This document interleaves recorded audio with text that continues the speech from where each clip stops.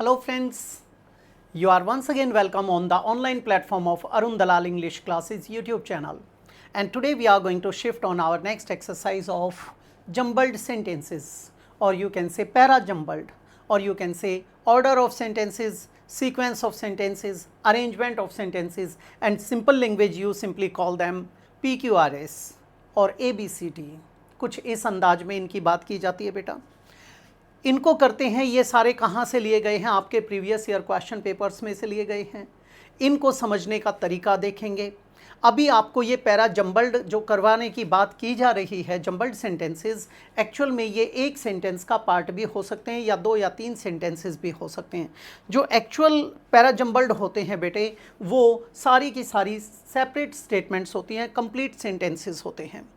उनको अरेंज करना होता है और एक मीनिंगफुल पैराग्राफ तैयार करना होता है. जबकि ये कर रहे हैं, ये दो या तीन सेंटेंसेस का या एक बड़े सेंटेंस का हिस्सा भी हो सकते हैं. तो इन्हें समझेंगे एक बार, कैसे करना चाहिए हमें, किस अंदाज में इसको अटेम्प्ट करना है. The variety of themes used for the lesson. अब यहाँ पर द वेराइटी ऑफ थीम्स हमारा यहाँ से लेकर और यहाँ तक पूरा का पूरा सब्जेक्ट है. लेकिन एक चीज़ देखिए, द किसके लिए आया? आर्टिकल है. आर्टिकल आया आपका वैरायटी के लिए. वैरायटी हमारा यहाँ पर सब्जेक्ट बन गया. और यहाँ पर ये क्या है? Singular subject. तो वर्ब क्या आएगा? सिंगुलर आएगा. ऑफ हमारा प्रेपोजिशन है, इसके बाद थीम्स आ गया. थीम्स इसका ऑब्जेक्ट है, किसका? ऑफ प्रेपोजिशन का.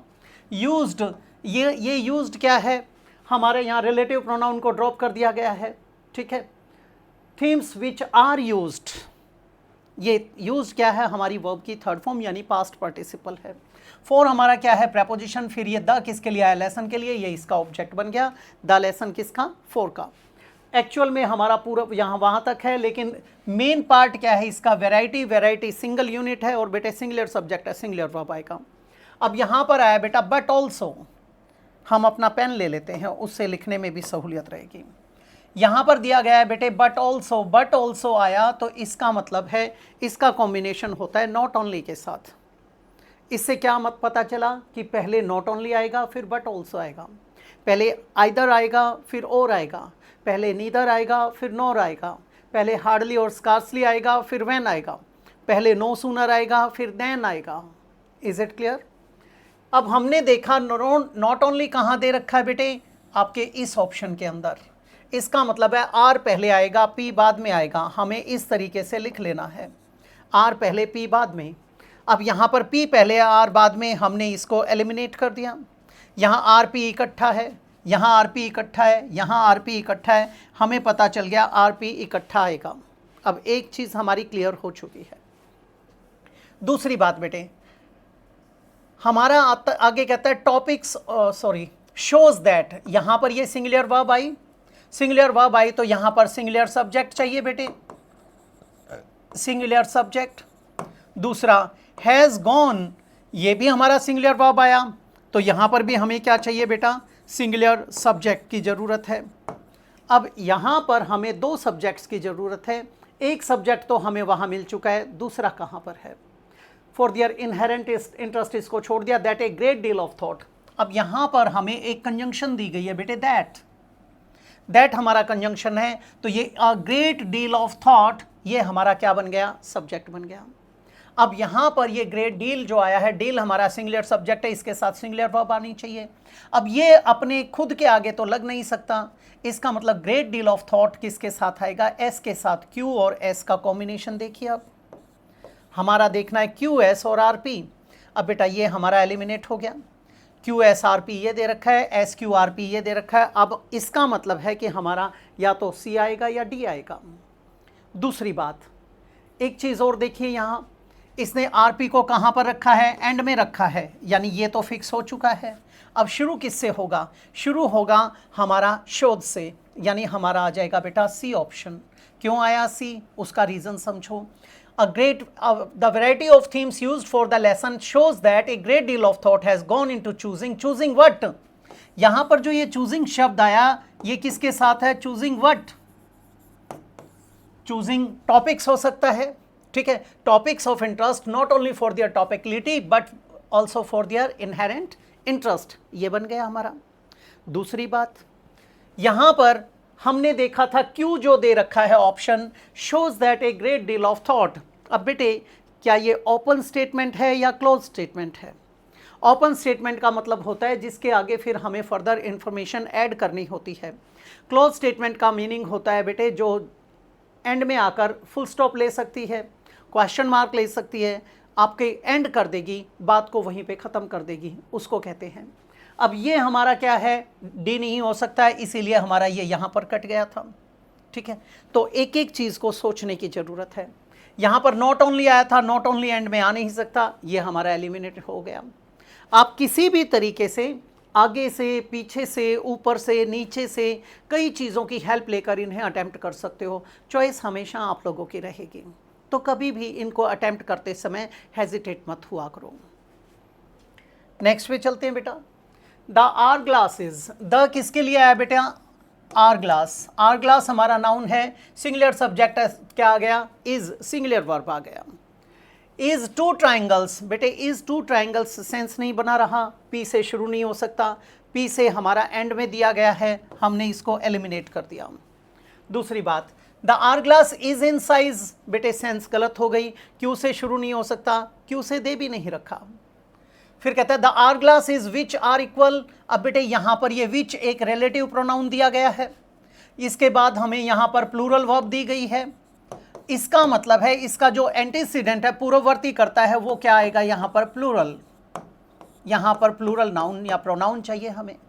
अब प्लूरल क्या दे रखा है? मेड ऑफ प्लूरल नहीं, इनसाइज प्लूरल नहीं, हमें क्या दे रखा है? ट्राइंगल्स। इसका मतलब है ट्राइंगल्स कहाँ आएगा? आर से पहले। पी आर इकट्ठा कहाँ कहाँ है ये देखिए आप, यहाँ पी आर इकट्ठा नहीं है, एलिमिनेट हो गया। यहाँ पर पी आर है, ये आ सकता है, यहाँ पी आर नहीं है, ये एलिमिनेट कर दिया। ठीक है, अब दूसरे तरीके से सोचते हैं। अब ये आया द आर ग्लास इज हमारी जो हेल्पिंग वर्ब कहेंगे, अगर ये हेल्पिंग वर्ब है तो वर्ब का थर्ड फॉर्म कब आएगा? पैसिव वॉइस में बेटा। और अगर V1 ING की बात करते हैं तो कॉन्टिन्यूटी ये किस में आएगा? कॉन्टिन्यूअस टेंस में बेटा, कॉन्टिन्यूअस टेंस में। और अगर बेटे कॉम्प्लीमेंट आएगा तो ये हमारी स्टैटिक या स्टेटिव वर्ब बन जाएगी। स्टैटिक वर्ब यहाँ तैयार नहीं हो रही क्योंकि कॉम्प्लीमेंट नहीं दिया गया। उसके बाद V1 ING भी नहीं दे रखा, ये भी नहीं दे रखा, क्या आ जाएगा ये? The R glass is made of. Made of क्या? ऑफ हमारा प्रेपोजिशन है, प्रेपोजिशन के बाद हमें क्या चाहिए? कोई नाउन या प्रोनाउन चाहिए। किस रूप में बेटा? ऑब्जेक्ट के रूप में। ऑफ टू ट्राइंगल्स हो सकता है, ऑफ इन साइज नहीं हो सकता, यानी SP इकट्ठा आएगा। SP इकट्ठा यहाँ पर है, वो हमारा कट चुका। और बेटा हमारा SPR आएगा तो SPR यहाँ आ गया, वहाँ SPR नहीं है, हमारा क्या बन जाएगा? B। दूसरे तरीके से भी सोच सकते हो, यहाँ पर एंड में उसने R को दिया है, which are equal, equal in what? Equal in size. ये हमारी क्या थी? ओपन स्टेटमेंट थी, क्लोज नहीं हुई थी। क्यू को लगाकर देखते हैं, क्यू हमारा which are equal in size, ये क्यू एंड में आ सकता है, लेकिन जब वहाँ की बात की हमने PRS को जोड़ने की तो two triangles which are equal made of, sense गलत हो गई थी। तो हमें क्या करना है? टुकड़े कर करके देखना है। जितने छोटे टुकड़े करोगे, अलग अलग नज़रिए के साथ करोगे, आपका रिजल्ट अच्छा आएगा, उससे स्पीड भी बनेगी, आपका टैलेंट उभर के आएगा। As far as we can see, as far as जहाँ तक, जितनी दूरी तक, we can see, we subject है, कैन एक मॉडल है, मॉडल के साथ ही आ गई बेस फॉर्म यानी वर्ब की फर्स्ट फॉर्म। ठीक है, सी वट, अब ऑब्जेक्ट हो सकता है, see there are at least 100 billion galaxies, बेटे पी से शुरू हो सकता है हमारा। As far as we can see with our ever improving telescopes that, बेटे क्यू से भी शुरू हो सकता है हमारा। लेकिन जैसे ही हमने यहाँ पर देखा with our ever improving telescopes that, अब ये जो दैट है, क्या ये एंड में आ सकता है? क्या ये ओपन स्टेटमेंट है या क्लोज स्टेटमेंट है? यहाँ लिखा हमने ओपन या क्लॉज। अब एक चीज़ देखिए, ये क्लॉज नहीं है, ये तो ओपन स्टेटमेंट है, क्योंकि दैट के बाद कुछ होना चाहिए। इसका मतलब A एलिमिनेट हो गया, B एलिमिनेट हो गया, हमें पता चल गया हमारा शुरू किससे होगा? Q से होगा। क्लियर हो गया? Q हमारा नंबर 1 पे आएगा। As far as we can see with our ever improving telescopes that, that के बाद हम देयर आर क्लॉज लगा सकते हैं, QP इकट्ठा आ सकता है। QP इकट्ठा कहाँ पर है, यहाँ पर, ठीक है। With our ever improving telescopes that there are at least 100 billion galaxies arrayed throughout the universe, each an island universe containing billions of stars। बेटे हमारा ये हो सकता है, यानी डी ऑप्शन हो सकता है हमारा। अब बच्चे कई बार डाउटफुल होते हैं कि जी 2 बचे हुए हैं, दूसरे को भी एक बार ट्राई करके देख लें। बिल्कुल करके देखिए। आप क्या करेंगे, यहाँ जो एंड में दिया है उसको बिगिनिंग वाले वर्ड के साथ या फ्रेज के साथ कोरिलेट करने की कोशिश करें। अगर वो स्मूथली पढ़ा जाता है तो वो हो सकता है, अगर उसमें कोई डाइवर्जन है वो नहीं हो सकता, ठीक है। अब हम इसको देखते हैं, QR। With our ever improving telescopes that each an island universe containing billions of stars there are. लेकिन जब हम इस बिलियंस ऑफ स्टार्स को पढ़ते हैं और इस देयर आर के साथ कोरिलेट करते हैं तो सेंस बन ही नहीं रही। इसका मतलब इसने हमने एलिमिनेट कर देना है। नेक्स्ट है बेटे, द हाउस। द किसके लिए आया, आपके नाउन हाउस के लिए। सिंगुलर सब्जेक्ट है, सिंगुलर वर्ब आएगा। The house after the death, after the colonel and his wife. After the colonel and his wife, अगर आफ्टर यहां पर लगाना होता तो बेटे यहां पर कॉमा आना चाहिए था। यहां क्या दिया जाना चाहिए था, कॉमा, और फिर इसके बाद फिर से कॉमा होना चाहिए था। After the colonel and his wife stood empty, गलत हो गया। After the colonel and his wife expired, यानी आफ्टर हमारा कंजंक्शन है और the colonel and his wife हमारा क्या है, सब्जेक्ट है, और एक्सपायर्ड इसकी वर्ब है। PR इकट्ठा देखो कहां पर है, यहां PR नहीं, एलिमिनेट हो गया। यहां PR नहीं, एलिमिनेट हो गया। यहां पर PR है और यहां पर PR है। Is it clear. दूसरी बात, द हाउस स्टूड एम्प्टी हो सकता है, फॉर मैनी ईयर्स हो सकता है। इसका मतलब है the house stood empty for many years after the colonel and his wife expired. इसका मतलब क्या बना, QS इकट्ठा आएगा और PR बाद में आएगा, तो हमारा क्या आ जाएगा, D option, QSPR। The house stood empty for many years after the colonel and his wife expired। अब इसमें थोड़ी सी छेड़छाड़ करते हैं। अगर बेटे हाउस के बाद यहाँ पर कोमा मार्क किया गया होता, यहाँ कोमा दिया गया होता, तो दूसरा कोमा कहाँ होना चाहिए था, यहाँ पर होना चाहिए था एक्सपायर्ड के बाद। फिर ये P और R यहाँ पर आ जाता हमारा बीच में, उसके बाद यहाँ कोमा होना चाहिए था। फिर ये जो सब्जेक्ट है इसकी वर्ब यहाँ पर आनी चाहिए थी। वर्ब कहाँ पर है उसकी, क्यों यहाँ पर आ जाता और बाद में क्या आ जाता है, एस आ जाता। अगर हमें यहाँ पर कोमाज मार्क करके दिए जाते तो हम बनाते PRQS, लेकिन अब हमने क्या बनाया है, QSPR। तो बेटा ये छोटी छोटी चीज़ें हमें समझनी है। ये क्या है, बेस है आपके लिए। ओवर मिलियंस ऑफ ईयर्स, बेटे अगर अकेले इसको पढ़ें ओवर को तो ये एक प्रेपोजिशन का काम कर रहा है। मिलियंस ऑफ ईयर्स क्या आ गया हमारा, इसके साथ एक फ्रेज आ गया। ओवर मिलियंस ऑफ ईयर्स पूरा एक टाइम फ्रेज बन गया हमारा। फिर कहता है वाटर इज अनड्रिंकेबल। बेटे P से शुरू कर सकते हैं, लेकिन इसने कहीं पे दिया नहीं दिया, एलिमिनेट हो गया। Over millions of years the amount of salts in, यहाँ पर इन आया हुआ है। इन एक प्रेपोजिशन है बेटा, प्रेपोजिशन के बाद हमें ऑब्जेक्ट की जरूरत होती है। The amount of salts in water is अनड्रिंकेबल। बेटे जो नमक की मात्रा है पानी के अंदर वो ना पीने, बेटे नमक की मात्रा को पियोगे क्या सेंस बना रहा है। दूसरी बात, the amount of salts in so much, गलत हो गया। The amount of salts in the ocean has built up. बेटे QS इकट्ठा हो सकता है हमारा। अब QS इकट्ठा देखो यहाँ पर है, ये एलिमिनेट हो गया। यहाँ पर नहीं है, ये एलिमिनेट हो गया। यहाँ पर नहीं है, ये एलिमिनेट हो गया। अब इसको एक बार पढ़कर देखते हैं। Over millions of years the amount of salts in the ocean has built up so much that sea के बाद हमें यहाँ पर एक और नाउन चाहिए, सी वाटर इज अनड्रिंकेबल। बेटे ये हमारा बन जाएगा कौन सा, A option. Over millions of years the amount of salts in the ocean has built up so much that sea water is undrinkable, ये बन जाएगा। नेक्स्ट है द पोर्तुगीज। द किसके लिए आया, पोर्तुगीज के लिए, पुर्तगालियों के लिए। अब बेटे द पोर्तुगीज यहाँ पर आया है, यहाँ कोमा लगा रखा है, इसका मतलब यहाँ पर कुछ एडिशनल इंफॉर्मेशन मिलेगी, फिर आगे कोमा मिलेगा और यहाँ पर हमें वर्ब का प्रयोग करना होगा।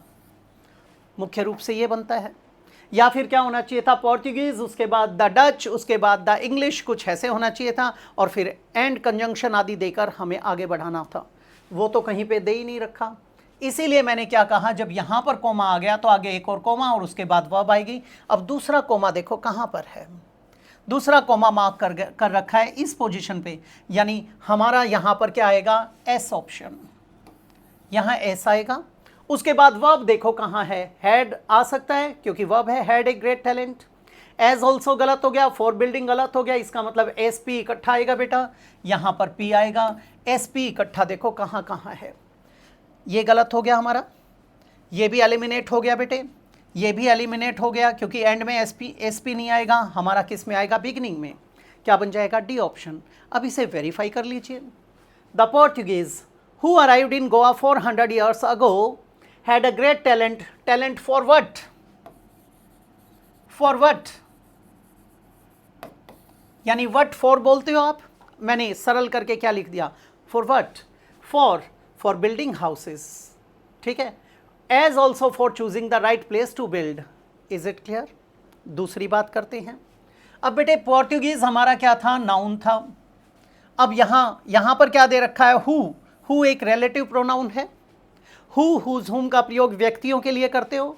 यहाँ पर टैलेंट क्या व्यक्ति हो सकता है, यानी हु यहाँ नहीं आएगा। वहाँ पर टू बिल्ड टू इन्फिनेटिव आया, क्या वो हमारा व्यक्ति हो सकता है, नहीं, वहाँ पर भी हु नहीं लगेगा। यहाँ आया हाउसेज के साथ हु नहीं लगेगा, यानी किसके साथ जाएगा, इसके साथ। तो एक चीज़ नहीं, ग्रामर के जितने भी इंग्रेडिएंट्स हैं उनको कोरिलेट करने की आदत डालिए और कोशिश करो कि इसे आगे तक पहुँचाएं। इन लाइफ, इन प्रेपोजिशन है, लाइफ इसका ऑब्जेक्ट है, ये एक फ्रेज आ गया। सम रूल्स आर के बाद बेटे अगर कॉन्टिन्यूटी को दिखाना है तो क्या लगेगा, V1 ING, ठीक है। अब देखो एज दे लर्नड कहीं पे नहीं है, इसका मतलब कॉन्टिन्यू नहीं है। उसके साथ अगर वर्ब की थर्ड फॉर्म आएगी तो क्या बनेगा बेटा, पैसिव वॉइस। आर एज गलत, आर दे गलत, आर लर्नड बेटे हो सकता है, यानी पी और एस इकट्ठा आएगा, ठीक है, पैसिव हो सकता है। तीसरा आर के साथ कॉम्प्लीमेंट आना चाहिए था, कॉम्प्लीमेंट इसने दे नहीं रखा, तो हमारा ये भी एलिमिनेट हो गया। अब आया in life some rules are learned so early that हमारा क्या बन गया, कंजंक्शन बन गया। इसके बाद क्या चाहिए यहाँ पर, क्लॉज यानी उपवाक्य। दैट सब्जेक्ट चाहिए। दे सीम ऑलमोस्ट इंस्टिंक्टिव, नेचुरल नजर आते हैं। अब इधर देखिए इन लाइफ, अब इन लाइफ के बाद यहाँ कोमा दे रखा है, some rules are learned so early that they seem, यानी पी एस और आर, पी एस आर इकट्ठा देखो कहाँ कहाँ है, पी एस और आर, ये देखिए क्या यहाँ है, एलिमिनेट हो गया। क्या यहाँ है, बिल्कुल है। क्या यहाँ आया, गलत हो गया। क्या यहाँ आया, गलत हो गया। इसका मतलब बी बन जाएगा। अब ये कोमा और यहाँ पर एक और कोमा है, यानी बीच में ये आ जाएगा। In life as in business some rules are learned so early that they seem almost instinctive, ये बन जाएगा। राइट फ्रॉम यूज्ड, सेंस गलत हो गई, पी से शुरू नहीं हो सकता, पी हमारा एलिमिनेट हो गया भिड़ते ही। Right from prehistoric times बेटे हो सकता है, क्यू से शुरू, क्यू दोनों जगह दे रखा है। एक चीज़ और अच्छी है, क्यू हमारा 1 है, पी हमारा 3 है। क्यू हमारा 1 है, पी हमारा 3 है, दो चीज़ें कॉमन है। यहाँ पर हमने लिख दिया 1 और बेटे पी के ऊपर लिख दिया 3rd। दूसरी बात, used as a major of time and have के साथ अगर पोजेशन है तो कोई ना कोई नाउन आदि आएगा बेटे। अगर टेंस दिखाएंगे तो परफेक्शन को दिखाना है तो इसके साथ क्या चाहिए, वर्ब की थर्ड फॉर्म चाहिए, यानी पास्ट पार्टिसिपल लगेगा। दूसरी बात, अगर किसी चीज़ की रेस्ट्रिक्शंस आदि की बात करते हैं, when you are bound to do something, वहाँ पर टू इन्फिनेटिव होना चाहिए। अब यहाँ पर टू इन्फिनेटिव कहीं नहीं है, ठीक है, कॉम्प्लीमेंट कहीं नहीं है। इसका मतलब इसके बाद क्या चाहिए हमें, वर्ब का थर्ड फॉर्म, यानी पास्ट पार्टिसिपल। यहाँ पर वर्ब की थर्ड फॉर्म आएगी। अब देखो वर्ब की थर्ड फॉर्म कहाँ है, फॉर्म्ड, ये आ गई। You have formed the basis हो सकता है।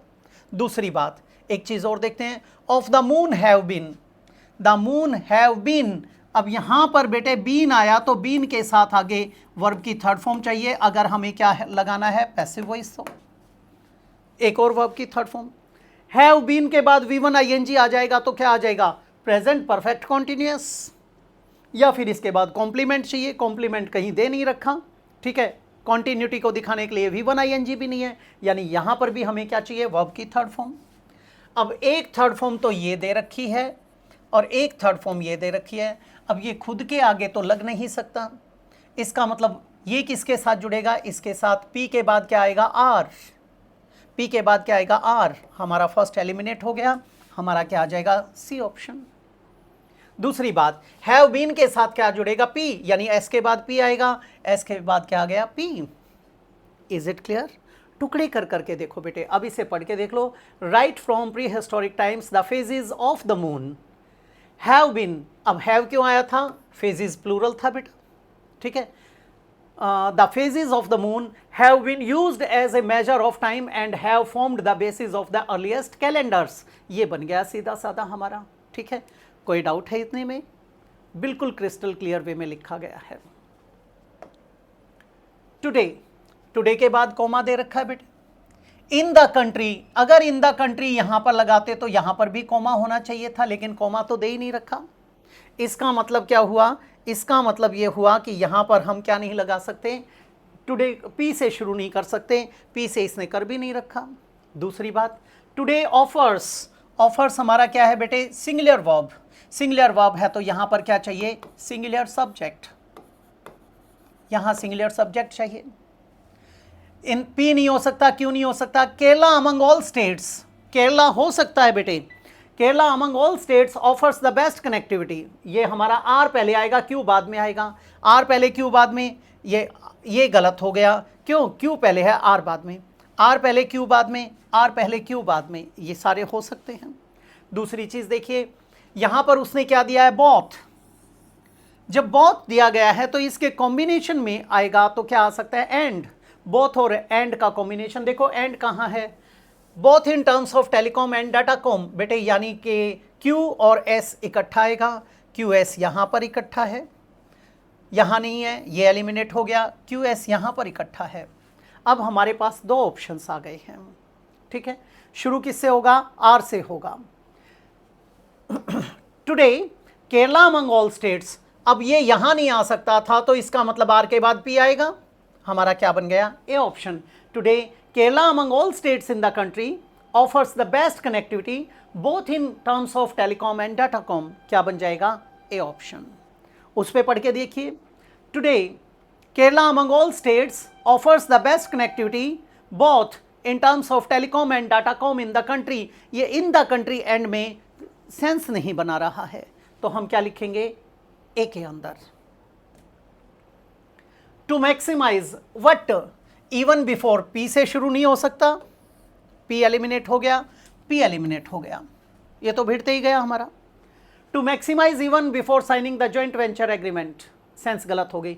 To maximize the parties to a joint venture agreement, गलत हो गया। To maximize the chances of success, यानी आर से शुरू होगा बेटे, दोनों ही आर से कर रखे हैं, आर कॉमन है, पी कॉमन है, यानी आर हमारा नंबर 1 है, पी नंबर 4 पे आएगा। अब हमें जोड़ना क्या है, क्यू एस को जोड़ना है, कैसे कैसे, to maximize the chances of success. उसके बाद आया शुड जॉइंटली प्रिपेयर, शुड हमारा मॉडल है, जॉइंटली हमारा क्या है बेटा, एडवर्ब है, और प्रिपेयर वर्ब की फर्स्ट फॉर्म है। इसको यहां पर किसकी जरूरत है, सब्जेक्ट की जरूरत है। अब बेटे the parties to joint venture agreement should jointly prepare, हो सकता है।